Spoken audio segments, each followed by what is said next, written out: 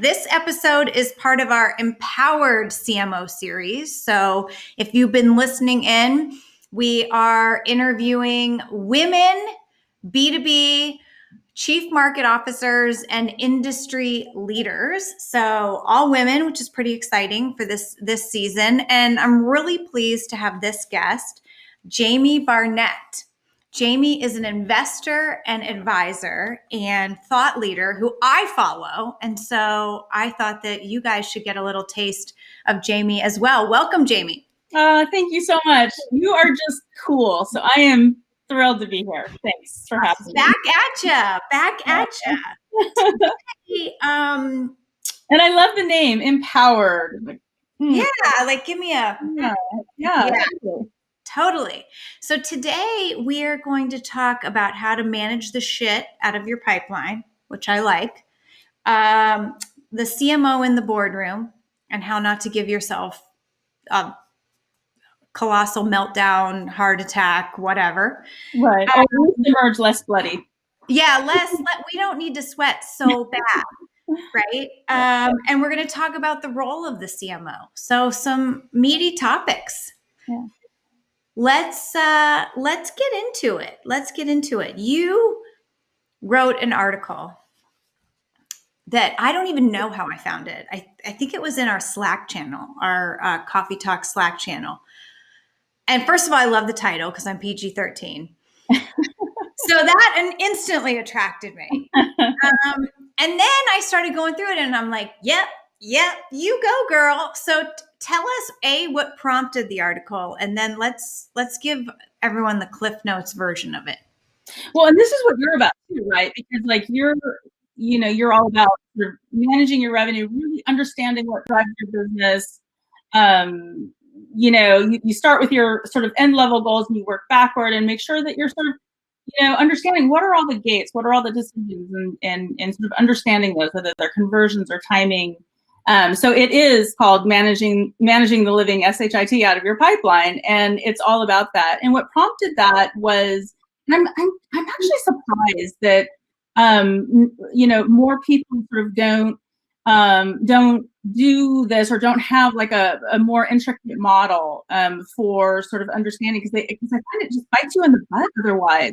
And I just hate being like caught in a moment of, oh shoot, I'm not going to make, we're not going to make our number, and it's already kind of three quarters through the quarter, and how are we going to make it up, and that sort of thing. So it's really about sort of just sharing what I know, and I've been sort of doing this along the way. All the mistakes that I've made, core messaging, and how to do segmentation, things like that, and just like putting a template together and sticking it out on the internet, and whoever wants to use it, have at it. So one of the things I think I focus on, and I like that the article talked about this, because you're right. A lot of times what ends up happening is it's the last week of the quarter and we look at how much pipe we're sitting on for the following quarter. Right. But that's way too late. Right. And so it's that daily. Yes. It's the daily pacing, the weekly pacing, the monthly pacing. And depending on your sales velocity formula, maybe you can afford a bad week, maybe you can afford a bad month, but you start to string a couple together and you're not going to be able to pull it out. So I always say, marketing, you got to future-proof bookings. You got to be the early indicator and raise the flag, right? Totally. It's okay. Tell us it's not, guys, I'd rather know now so we can fix it, right? Oh, totally. And if you do it right, you can build, I always think about things like, okay, how do I build in an option here? I come from the equity financial markets. I was an investment banker before this. And so like, it's all about sort of hedging or building in an option to, if you need to, if your thing is growing, your business is growing, you're selling well, double down. Well, if I double down tomorrow, what is going to be my, what am I going to run up against? Do I have enough programs? Do I have enough creative capacity to build the campaigns that I need to, so it's always about like, if I'm talking to an agency, can I negotiate the contract to, increase capacity if I need to? I'm always thinking about like, if I'm doing core messaging, how do I write my messaging in such a way that I can scale and really very quickly make a change or very quickly add a new feature or a new product if I need to. So it's all about sort of that optionality. And that's, pipeline too. So it's, your programs, like what are the programs? And unless you like really have a great sense of what your campaigns do, how well they deliver, how well they convert, how fast they convert. Lots of people know how well they convert. They don't always know how fast they convert. And if you don't know how fast you convert, if you're midway through a quarter and you need more leads or pipeline or whatever, you're not going to be well suited. But if you do, you know exactly what to do. Let's unpack a little bit, okay? Because to me, there's bottoms up and there's top down. Right. And so let's talk about top down to start. Right. And what you're referring to is like, I'm starting with my ARR goal and sort of working backward to understand like, okay, how many deals do I need? What's my percentage? What's my ASP? All of those. Yeah. So there's that. And then there's also the, okay, I know what I need. Now, how am I going to get there? Because a lot of people do that first piece, but maybe that second piece is a little tough because it's like, oh my God, I've tapped out on the campaigns that I can do. I know what I'm getting in SEO and it's for organic and it's not enough. Like, what do I do? Do I do more events? Do I do more like, oh my God, no, so it's really being able to make sure that you meet in the middle so that when you're growing, and oh, by the way, this quarter you may need, let's say you calculate that you need 1,000 leads because you know how they convert to pipeline over time.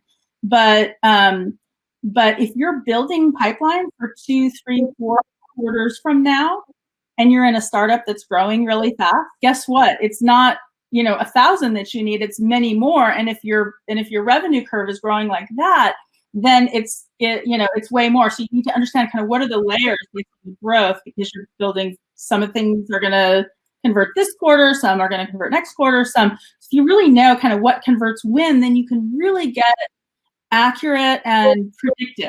And by the way, it's okay not to be accurate. You don't have to be perfect because you can like refine over time, but it's better to be like a little more accurate every time.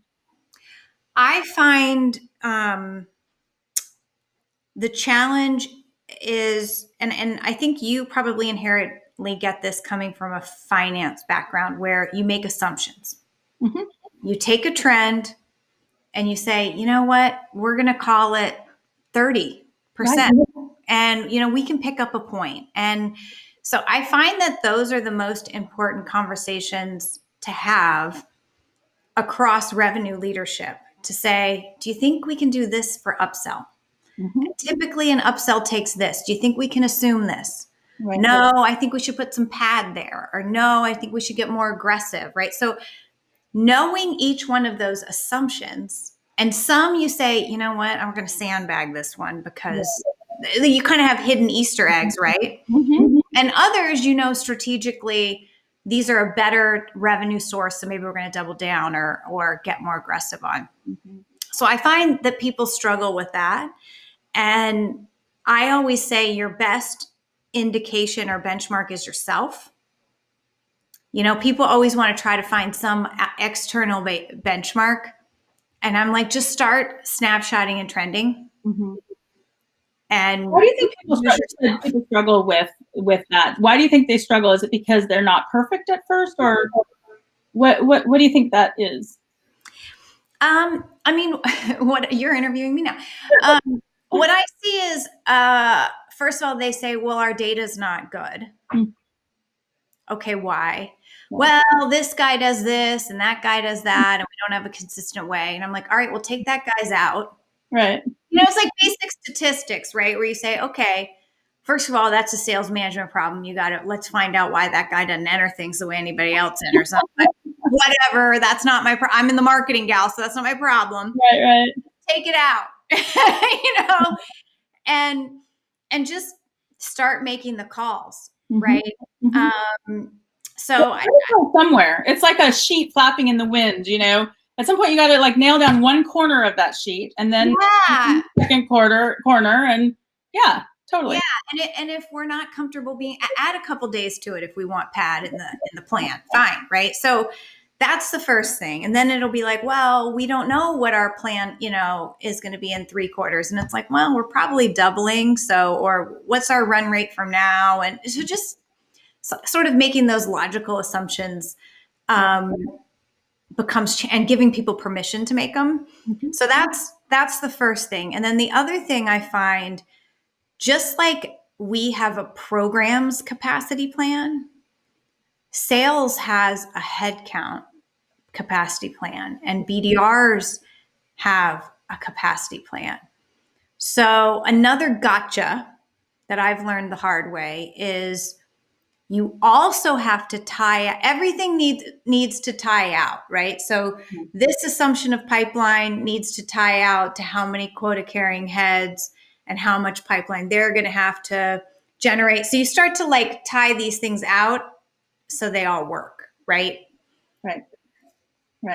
Well, and you've carried a bag, so you know that as well, more than any of us probably, that. Well, if you just don't have the reps, you're not gonna, it doesn't matter how many accounts are in market. Like, the deals have to get worked. Mm-hmm. Mm-hmm. Right. So that, I think, is like another area that, just all aligning on it and making sure that your plan isn't what I call a mutually agreed upon fantasy. Right? Because sometimes that's what happens. Right. So let's now talk about the bottoms up. Yeah. Because you said people miss that piece. Mm-hmm. They do. And I do too. Like I tell you what, like anytime I ever start the model, like in the beginning, it's always wrong. It's always off. And that's okay. So if you can kind of get people comfortable with not being, this is not a promise. You're not going to give up your firstborn child. It's okay. Let's just kind of keep refining. In the beginning, maybe you do it every few weeks. When you get more solid, maybe it's twice a quarter, once a quarter at the outside. But so yeah, just thinking through about how many people are going to show up to this thing. How many of them will be new? How many do we really think will be a deal? How many? Okay, we're going to call that 300,000 in pipe. Mm-hmm. Next. You have to start. You just have to start. Put it down on paper. But I do think that really one of the big things, and I think this, like B2B, especially B2B marketers, and especially in tech, we sort of get, I would say, starved. A lot of times our budget, we're on a shoestring budget, especially in the beginning. And so really doing that math ahead of time about not just what you need, but what you think you can get helps you have better conversations. It helps you have conversations with your sales leader. And by the way, this is a big part of it's like the blog about math is not about math at all. It's about the relationship between you and sales. So that's a whole other kettle of fish. But it helps you have conversations with your CEO, with your CFO. Like, hey, if I assume, my cost per lead and my cost, my timing conversion and what I need to generate this ARR, especially early on, you want to overshoot your mark. And your budget isn't anywhere near, then you got to have a conversation, whether it's a conversation about the percentages, marketing sales channel that you're going to deliver, or whether it's, sort of taking back down your expectations a little bit. It just helps you have clarity and manage expectations and negotiate what you need. I think that there's this perception that it's like this wheat grinder, and you just put in more wheat marketing. Like, you give me more money and I just put it in this grinder and it's all ground the same and out comes flour. Right.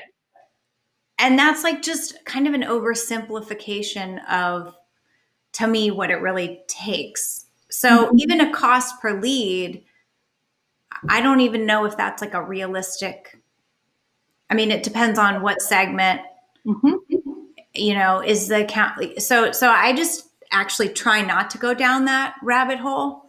I think that can really, and there's usually an arbitrage opportunity to test things. Like, if everybody's killing it on LinkedIn, it's probably really expensive. You might want to try something else, for example. Right. The broken play. Yeah, I mean, I guess the assumption I think it's like, And then there's a fundamental marketing infrastructure. Like you can say, yeah, I could spend a ton on Google AdWords, but if I don't have any good content, I don't have this, I don't have that. So yeah, I think that somewhat sets you up to oversimplify the mm-hmm. layer of infrastructure that's required. Right.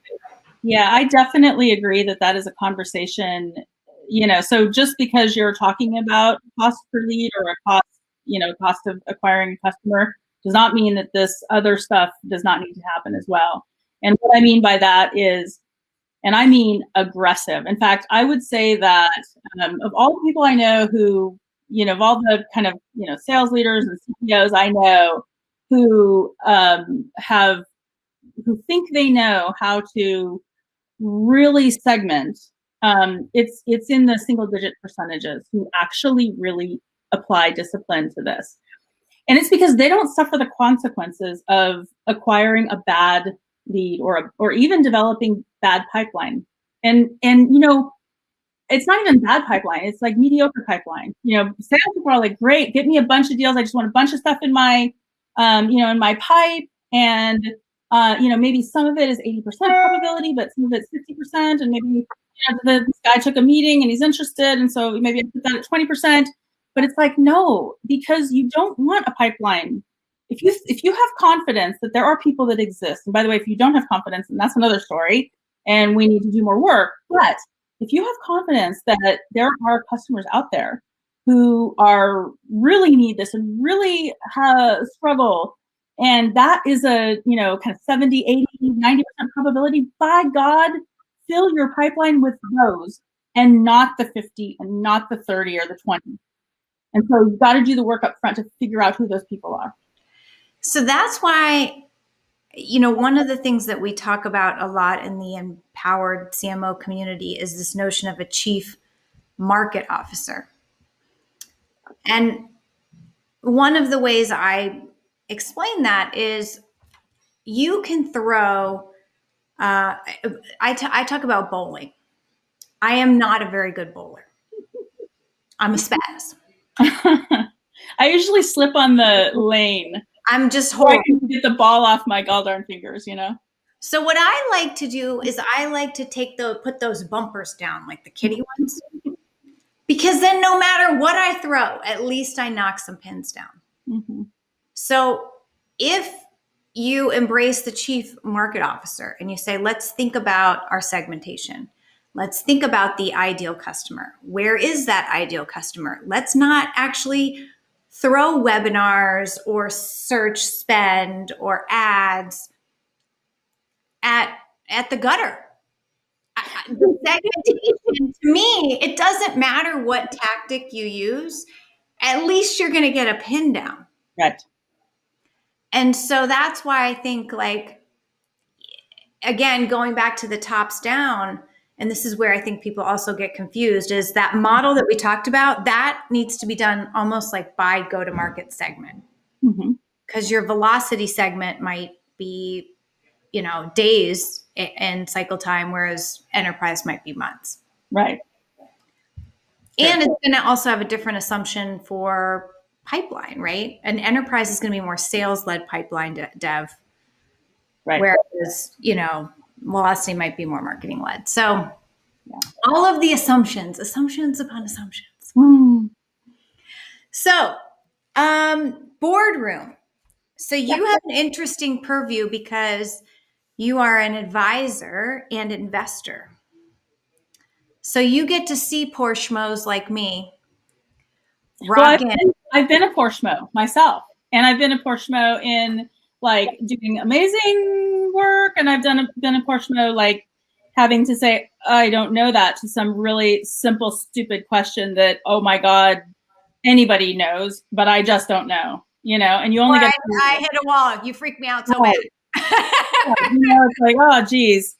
So, and they're, of course, making a judgment about you. This is your boss's boss. So, it's okay to say I don't know to something, but yeah. So anyway, I'll let you get your question out, but just so you know, you are not alone. And so advice being a poor schmo and watching poor schmoes and, you know, what do we do to be less schmoey? I don't even know why I'm talking about schmoes. Like that. You can really internalize, first of all, prepare, but really internalize what is going on. You know, what is being asked of you? You know, first of all, prepare, like, to understand, like, where are these people coming from? What's their state of mind? What's their state of mind long term? Like, where are they in the company? Were they an early investor, late investor? What's their cost basis? What other companies are they? Are they under the gun personally? Like, are they the one partner in their firm that has not had an exit in some number of years and they're really like on the ropes? Or are they flush, or do they have a bunch of companies that are doing like having amazing growth and you're the one laggard or whatever? So, you know, it's sort of understanding where they're coming from, what baggage they're bringing into that meeting right now. Maybe there was a fight at the last board meeting or something that they're unhappy about. And then it's also really internalizing and understanding what they're expecting from you in the moment, what they're asking. What's the question? What's the meta question? Like, what do they really? The question behind the question. Totally. That's everything. That's everything. And by the way, when you answer a question that they have, it is not the thing that's important is not so much your answer to the question. It is your thought process, your thoughtfulness, your EQ, the why, you know, behind why you answered it the way you did. One of the things that I do, which maybe is a little psychotic, is I try to anticipate every question I might get asked. Yeah. And then I have like my 3 or 4 slides I'm going to present. And then I have like my personal appendix. I call it the fat back pocket.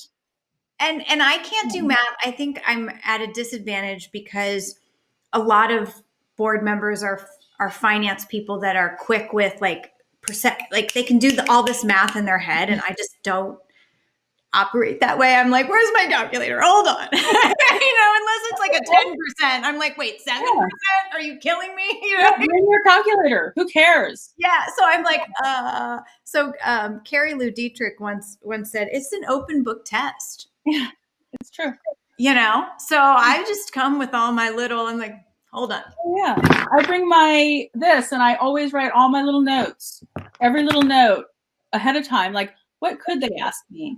And jot down, you know, what are my percentages? What would I answer when they say, have you done this? When they say, how's that? I mean, it's crazy shit, you know, it's like, how's that campaign going? It's like some random thing. You're like, it is not my top priority right now, but really just knowing and having it in perspective. And then understanding the why are they asking that question. If they say, well, gee, I see you're doing this campaign, you know, we're working on that. The answer that they care about is not always conversion, although you want to have that answer too.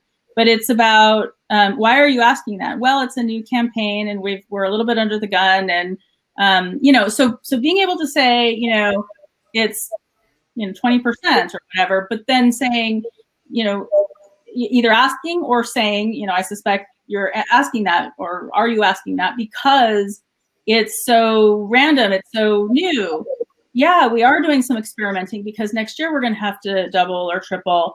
And so we're doing a bunch of campaigns that are experimental. So we've baked in some of the, you know, we gave ourselves a little time, or we upped some other campaigns to cover for this campaign if it doesn't pan out like it should. And so you're sort of like both answering that question, but you're also sort of helping them kind of understand why you're doing things, letting them know that you're thinking ahead.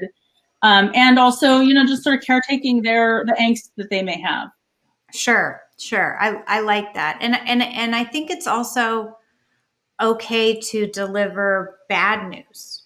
Oh, you should. Or to say this area is not like bring forward what's not performing. I think sometimes marketing is not as trusted because we want everything to be good. And the reality is everything's never all good. Right. And so it almost seems fishy. Yeah. If you're not identifying like the areas that need to get improved. Right. You're either lying or you don't have a handle on your business is really what they're thinking if you come with a very rosy picture every time.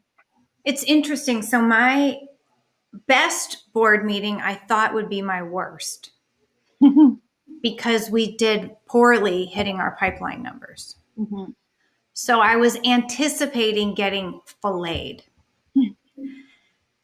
And, I had a 30, 60, 90-day plan for how we get back on track. I mean, I really, I was anticipating getting filleted. Meanwhile, I'm all about the experience and no forms, no spam, no cold calls, right? That I was literally coming out with that, telling them, oh, we're going to focus on this. But we had our worst pipeline month. I'm like, oh my God, they're going to think I'm a crazy lady, right? And but what I ended up doing, which was really interesting, and I think sort of backs this notion of being a chief market officer and being the voice in the room that represents the market, is I decided my first slide was just going to be the market perception of 6th Sense. And I'm like, this is kind of fluffy, but I can't go right into the, how the pipeline's fucked. So this is the market perception. And I had, a bunch of charts and quotes and various things. Well, they loved that. It was my best board meeting. They said, this is what we want to know. We want to know the category, where you are in the category, how you're competing in the category. And yeah, you didn't maybe do what you needed to do on the pipes, but it looks like you've got a plan to fix it. Can we go back to the market? And so now that is like my best practice, is like the first slide for me is always, here's the view on the market from, whether it's win-loss data or whatever. And that's really where they're operating anyway. Right. So it kind of meets them on topics they care about a lot more than, Google got more, the paid search got more expensive, so we're bidding on a different keyword. Like, that's my new. They don't care about that. Good to know, because sometimes people ask you that and you're like, oh, I guess I better know the answer to that. But really understanding and sort of operating on, really kind of backing up, like, what are the metrics that drive the business? Like you said, win-loss. I mean, that's going to be really impactful on the quarter, on future, wins beget wins. It has impact on hiring and retention. It has impact on so many things. And so those are the things that they're going to really focus on. And so understanding not just what they are, but what the bullwhip effect is of them. What are the other things? When you do a bullwhip, it's a little thing, but at the end, it's a big, thing. And so how do you, like, what are the things that are going to have that bullwhip effect on the various teams or the business or the value of the business? I want to transition. So, one of the things, again, we talk about is this chief market versus marketing, reaction. Are you like, that's kind of goofy? Right. Don't care. Do you think it's kind of cool? What do you think a CMO should own? Basically, a lot of questions in one, but just right. I'd love your reaction on it. Yeah. So I think that you are thinking about it exactly the right way. The market officer. If you think about, like, I mean, I actually don't even think marketing is a thing. Honestly, it's like, I guess it's a function, but it's like your brand. What is brand? Well, I don't think brand is like colors and pretty pictures on slides or a website. I think it's like how people perceive you and how trustworthy you are and what kind of feeling they get when they use your product or when they interact with your salesperson or when they call customer support. So it's do they want to be associated with your brand? And because it means something, by the way, for their brand, their own personal brand and their career, their brand within their company and their brand with their peers. And so I just think that marketing really, and really good marketers, they think this way. They think, I am responsible for the business. So I think that has a lot of implications just sort of across the board. And I do think it has implications for sort of what you own. And I'm going to go out on a limb, and I think a lot of people disagree with me, and it's fine. I mean, I may not be right, and they may not be right, but I really struggle with the word ownership. What do you have ownership of? Because in my eyes, when I'm a CMO, I own the effing business. I'm an owner of the business. And so if something reports to me, like SDRs, and I've had the SDR team report to me, and I've had the SDR team not report to me. Frankly, I prefer to travel light, and I have as much or more influence. In fact, I have more influence when they're not reporting to me, because then I don't have to deal with all the administrative baggage of managing somebody. Right. It almost gives you a little bit of a ability to zoom out and maybe more fairly assess. Right. You can lead versus manage, I think, better. So like, I don't consider, lots of marketers, I think, struggle with like the sales relationship or the product relationship. Man, I love being able to go to my head of product and like really, and of course it's a two-way street. So like if I expect to have an influence into his or her roadmap, I, of course, am going to open up my kimono and have, him or her, opine and own my stuff too. And you know what? Great. If you're an owner and you think like me, awesome. Because if we're both thinking together, we're going to just kill it. So that's what I want. And so I don't care so much about owning things. There is one thing that I do kind of struggle with. And this maybe is not so much about like ownership and more just about perception and, how good of a job you are able to do or your team is able to do.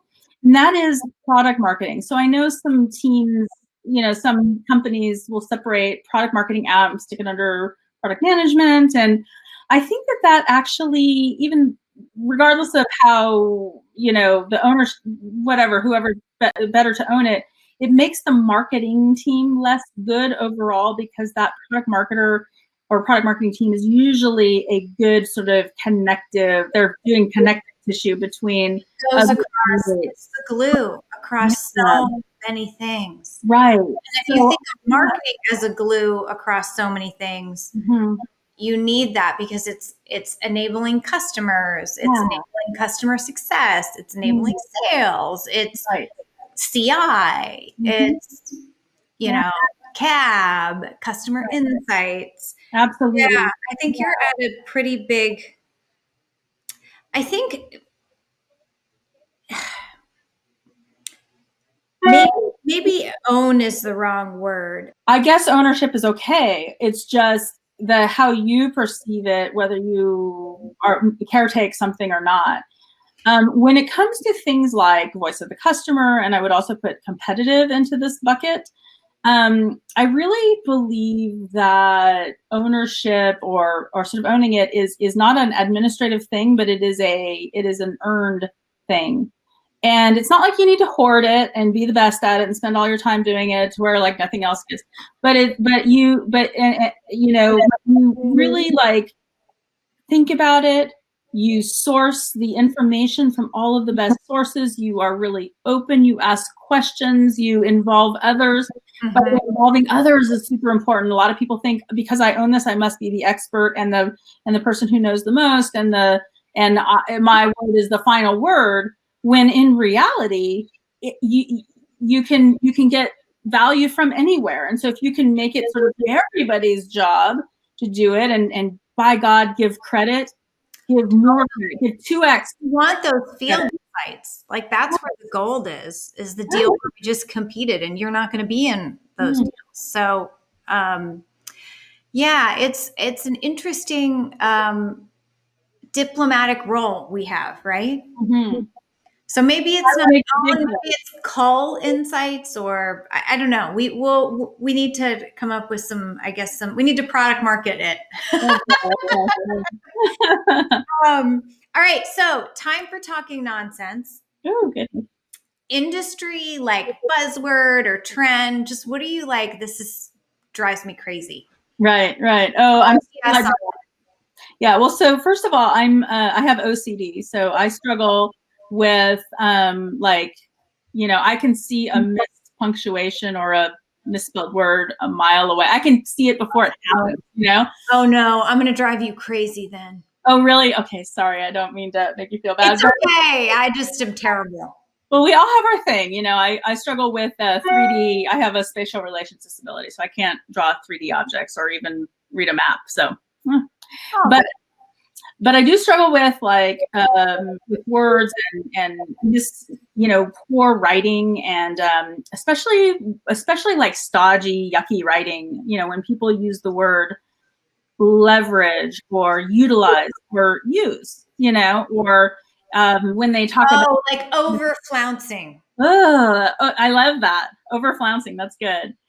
We're going to operationalize the blah, blah, blah. Any izing is. Yeah, it's yucky. It's yuck, yuck, yuck. So, it's like be a fourth grade math student and reduce. And so that's my big pet peeve. I do have another pet peeve, which is also sort of counterintuitive, because I think a lot of marketers really think of themselves as this, and that's category creation or category design. And I struggle with it because it's like me going out to run a marathon, and I say, okay, I'm going to be a marathon, and I'm like sort of out of shape. I have run in several months, really good at chips on the couch, but not so good at running. And I say, I'm going to be a marathon winner. And you're like, wait a second, you mean a marathon runner? No, I'm going to be a marathon winner. I'm, just getting ready for my marathon win and my medal. And it's like, no, you got to get through like the first mile without throwing up. And then you can, move on. And I don't mean to be like a small thinker. I think it's good to have your eye on that prize, but so many companies and people think about that so much that they try to shortcut. It's like that hack. It's like a hack. And I don't want to be a hack. It's you look back once you've won the marathon and you say, I'm a marathon winner because I was first a runner, and then I was a distance runner, and then I was a marathon runner, and now I'm a marathon winner. And so it's something that you look back on and say, I created that category, but you only create that category when you do the work to create it. And that means very much the same things that you and I were just talking about around things like understanding your customer, really understanding not just who buys your product, but when they buy your product. Do they buy your DevOps tool when they get to, pushing code more than once a day, and, over half the product is microservices? That's when, like it's those kind, or when they buy product A, B, and C, that's when they're ready for your product. Or when they have, organizational change X, Y, Z, that's when they're ready. Like all of those sort of things together that can really help you identify what's going to be a great prospect for you. Those are the kinds of things. And then doing the work to build trust with that customer, build awareness in the company, do it right, deliver on the product. It's not just winning the customer, but it's like actually making them happy over time and having them, become evangelists for your company. So it's a big thing. And I just think category create, people are like, well, we need to create a category. So, come help us do that. Yeah, it's kind of like strategy with no execution. Right. Or like, have you ever, people will say, oh, that company came out of nowhere. Mm-hmm. And it's like, no, they didn't. That's those founders and that they've been grinding for like 20 years. You right. know what I mean? Yeah. So it's not just having the fancy mall map of and having your great point of view. There's like the grind of like executing on the category strategy and design that I think is maybe people underestimate how hard it is. I think so. And I'm sure that they don't. I'm sure that they know it's a hard road. It's just that I want people to understand, because a lot of times, companies that don't understand this will try to go and like, okay, well, let's just go like make sure Gartner knows us and talk to them about this category that they need to, like, are you kidding me? First of all, who cares what Gartner thinks? And second of all, that's not how they work. And that's not going to make a category. I also don't know if you need to create, or do you just category hop, or do you just change the narrative on a category? Like, I think there's this obsession with it needs to be something no one's ever heard of. Right. You can take something and just change, how you differentiate or how you lead it. So I'm with you. There's a lot, but that's sort of like what being the market and thinking about the market. Yeah. The chief market officer. I love that. I'm going to change well, actually, I'm not a chief market officer anymore, but if I ever do that again, I will. Do it. And I'll all the CMOs I know to do that. I think it's a great idea. You are an advisor and a board member. I think two things. One is doing the work, which is, about you struggling and asking questions and sounding dumb. And, that's the first thing. The second thing is being a giver. So like, and this is my style. Not everybody has a style, and it's okay. But I don't know how else to do it because, I'm not brilliant. And so if I were brilliant, maybe people would seek me out and I'd be like, awesome, but I'm not. So what I do, and yes, I did say do, is I give to people. If you call me up and say, I need your help because I'm going to launch a product and like I will tell you everything I can possibly think of that will help you. And if you start to give freely of your time and expertise, knowledge, and your kindness and your support and everything you possibly can to help others succeed, then, it just happens that you'll be sought out. And I think so many folks, the people I know who do this, really, and it's hard and it's time consuming and maybe it doesn't pan out and maybe you're like, shit, I just helped 10 people and what did I get? So you can't think that because then you'll just be unhappy. But if you can think about all the things to be grateful for, all the things that you have to give. And it's funny because you give, you work, and then something else happens and comes in your lap. And it's comes out of nowhere. So it's not like you plant the seeds and see what happens. And it's not even seeds because seeds you expect to grow. And I don't even want to even advise people to think that just plant the seeds for the beauty of the world and and somehow you'll be taken care of. But it's just, it's more that power of the universe. Yeah, I think so. I know that sounds super fruity. No, I'm into that. I'm into that. I tell people, I'm like, do you want me to help you manifest something? I'm really good at it. But it's almost like the genie where I'm like, you better really want it. Exactly. Because I'll get you there. Right. Yeah. Oh, awesome. Well, last question here. Important one. Colossal F up. So I was, really under the gun. It was right before SCO one time, and I was really getting a lot of criticism about some things that we were doing. And so I went to the team and I said, look, I got egg on my face. I am super embarrassed, me. And my colleague, one of the guys who reports to me, took me aside after that. And he said, you know what? That was really shitty. That was super uninspiring. And how dare you talk about the embarrassment to yourself? By the way, kudos to him for being awesome. Scott, calling you out. He was so right. And after that, it's like, damn it, who cares? I'm the leader here. I need to step up and not be so concerned about me. I need to really help them understand why it's good for the company, why it's good for them, good for our customer, not me. So that's the first thing. The second thing is don't be defensive. And, I had this new VP of sales come in and he was very knowledgeable and blah, blah, blah, and really called me out in an executive staff meeting and made me feel very embarrassed. And I just got so mad and railed against him. And it took a good kind of month or two to earn my credibility back with that team. And it was just stupid. And I just need to never do that again. So defensiveness, forget about it. And the third thing is standing up for others. And this is something that I actually to this day am haunted about. And that is when I was at this big tech company a million years ago, EMC on the East Coast, there was I was a mid-level kind of senior manager type person. And I was presenting to the executive staff, on behalf of my boss who was not there.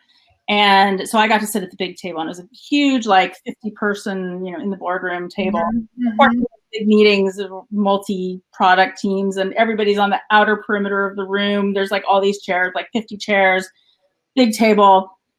And the table was half full of, of course, the men. It's all, older white men and me presenting. And there's nobody at the table, but the whole perimeter of the room is full of people. And I'm giving my little talk or whatever, and this woman comes in late to the meeting, and she walks in. She's like, "Oh shit, there's no chairs around the perimeter." And she proceeded to walk out of the room and then drag in an overstuffed chair from the lobby to sit at the perimeter when she could have sat at the table, which was half empty. So I'm pissed off at my executive herself. Assholes. But I should have, I got nothing to lose. They can effing fire me. Fine. I've saved my money. I have enough FU, cash to live on for a couple months if I need to find a new job. By God, I needed to step up, and I did not. And I knew it was not the right thing, and I'm haunted to this day. So whatever your name is, EMC lady, I am so sorry, and next time I'll stand up for you. So those are my hard-earned lessons. Appreciate the vulnerability and you sharing that. I know it'll help all of our listeners and viewers out there. So awesome session. Oh, same. Thanks for coming on. We talked about managing the shit out of your pipeline, top down, bottoms up, triangulating with the sales plan, making assumptions, all of that. We talked about being an advisor. We talked about being a chief market officer. And, we talked about just how we show up, right? And sticking up for other women, not being defensive, which is so hard in marketing because we put so much of our heart and soul into stuff. You know what I mean? It's like, really? You don't like the panda graphic? Come on. I can't hear that. Yeah. And, it's not about us. It's about the team and customers. And so thanks for sharing everything. And I look forward to seeing you soon. Thanks. Likewise. Appreciate your time.